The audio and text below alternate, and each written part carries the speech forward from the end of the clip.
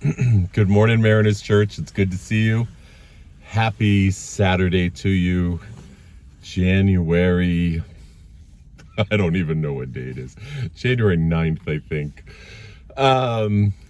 It's so great to be with you today. Hey, I was reading a verse that said, "How great are you, O sovereign Lord? There is no one like you.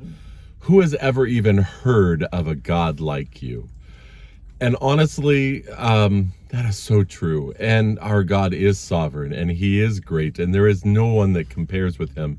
And we can sing those high and lofty words in songs and worship at church. But how often do we live our lives like that each day, to acknowledge and to recognize that he is sovereign, that he is great and mighty, that nothing compares with him, and to feel then as a result that confidence that everything's okay. This has been one crazy week, and we kind of thought 2021 would end up all of a sudden. I don't know why so many of us thought I guess it's the myth of the new year, right? The year changes and all of a sudden everything's happy and wonderful.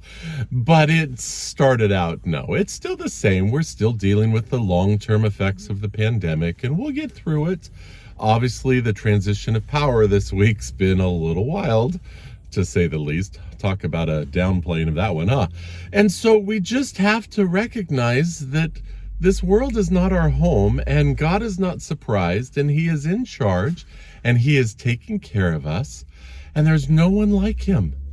And let's just rest in that even though everything swirls around us, and even though expectations don't go the way we want, there is no God that compares to our God, and he is sovereign and mighty, and he loves you. And that's the great part. He's not this mean, spiteful God who's all powerful. He is a God that loves you and cares for you and has the best in mind for you. So I hope that encourages you today. Kurt's continuing our series, You Are Not Alone, and you are not alone. God loves you. He is with you, and there is community. Get involved in a life group this year.